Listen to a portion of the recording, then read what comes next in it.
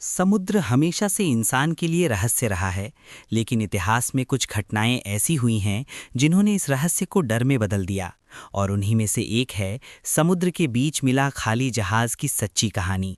ये कहानी शुरू होती है 4 दिसंबर 1872 से, जब अटलांटिक महासागर में एक ब्रिटिश जहाज डे ग्राटिया धीरे धीरे अपने रास्ते पर आगे बढ़ रहा था। तभी क्रू मेंबरों की नज़र एक दूसरे जहाज पर पड़ी जो अजीब तरह से समुद्र में बह रहा था। उसके पाल आधे खुले थे, जहाज झुका हुआ था लेकिन डूबा नहीं था। सबसे डरावनी बात यह थी कि वो जहाज पूरी तरह खामोश था। कोई सिग्नल नहीं, कोई हलचल नहीं। जब डेई ग्राटिया के कैप्टन ने पास जाकर देखने का फैसला किया तो उन्हें बिल्कुल अंदाजा नहीं था कि वे इतिहास के सबसे रहस्यमय मामलों में से एक को देखने जा रहे हैं। जैसे ही वे उस जहाज पर चढ़े, सन्नाटा ऐसा था कि सिर्फ समुद्र की लहरों की आवाज़ सुनाई दे रही थी। जहाज का नाम था मैरी सेलेस्ट, जो न्यूयॉर्क से इटली के लिए रवाना हुआ था। जहाज पर 7 अनुभवी नाविक, एक कैप्टन, उसकी पत्नी और उसकी छोटी बेटी मौजूद थे, यानी कुल 10 लोग।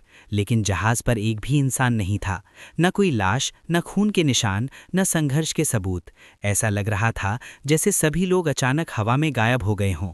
जहाज के अंदर खाने का सामान रखा था, पानी के ड्रम भरे हुए थे, कार्गो सुरक्षित था, कप्तान का केबिन सलीके से व्यवस्थित था, यहाँ तक कि बच्चों के खिलौने भी वहीं पड़े थे।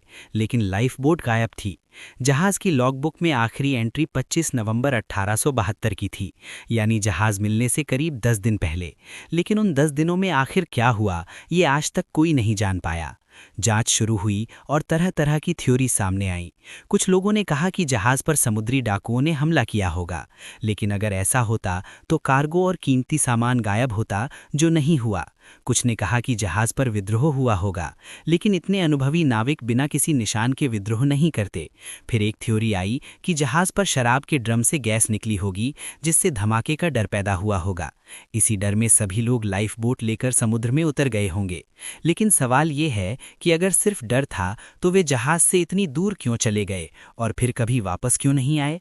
कुछ लोगों ने समुद्री राक्षस, विशाल ऑक्टोपस और एलियन तक की बातें शुरू कर दी, लेकिन कोई भी थ्योरी पूरी तरह सटीक साबित नहीं हो पाई।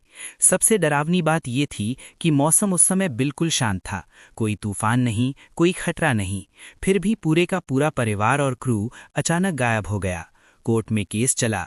डे ग्राटिया के क्रू पर शक किया गया कि उन्होंने जहाज पर कब्जा कर लिया होगा, लेकिन कोई सबूत नहीं मिला। अंत में मैरी सेलेस्ट को एक भूत जहाज घोषित कर दिया गया। सालों बाद भी ये जहाज अलग अलग जगहों पर दिखता रहा और हर बार लोग कहते थे कि जहाज अपने आप दिशा बदल लेता है, जैसे कोई अदृश्य शक्ति उसे चला रही हो।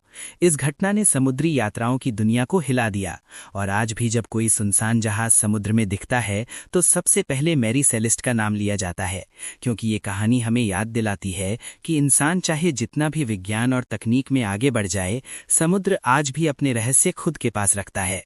और शायद मैरी सेलेस्ट के साथ क्या हुआ ये रहस्य कभी सामने नहीं आएगा, लेकिन यही अधूरापन इस कहानी को सबसे खतरनाक और डरावना बनाता है।